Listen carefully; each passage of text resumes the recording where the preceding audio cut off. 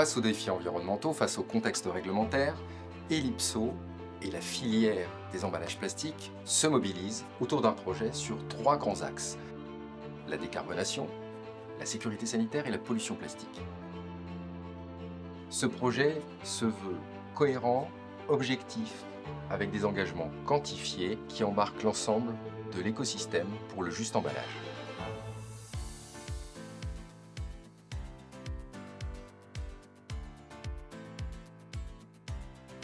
Eh bien aujourd'hui, de nombreux industriels sont déjà engagés dans des démarches concrètes pour réduire le carbone. Par exemple, les machines et les procédés ont été adaptés et continuent d'être adaptés pour réduire l'empreinte carbone.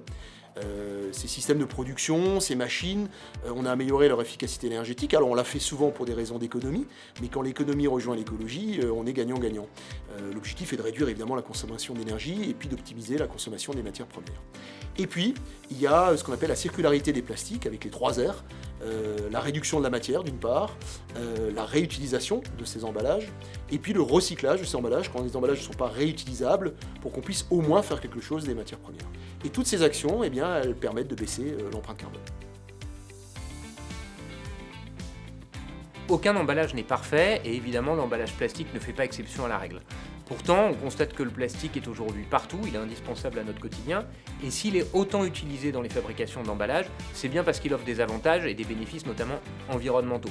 On constate que le plastique est léger, il va permettre de réduire les émissions de CO2 notamment dans la phase de transport.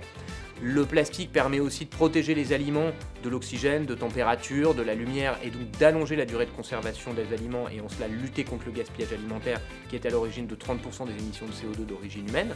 La production de plastique, enfin, va nécessiter moins d'énergie, moins d'eau que l'utilisation d'autres matériaux dans les fabrications d'emballages.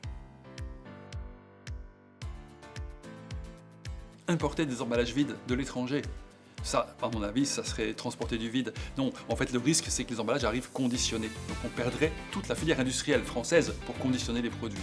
Donc ça serait un dommage pour l'économie très important.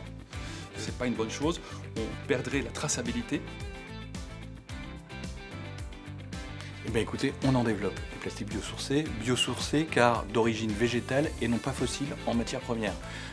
Ça compte aujourd'hui pour quelques pourcents dans la production de plastique, avec des usages limités, mais beaucoup d'innovations, beaucoup de solutions déjà disponibles sur de l'amidon, des déchets alimentaires, de la caséine de lait. Il y a beaucoup de solutions qui sont déjà disponibles et certaines sont encore en développement.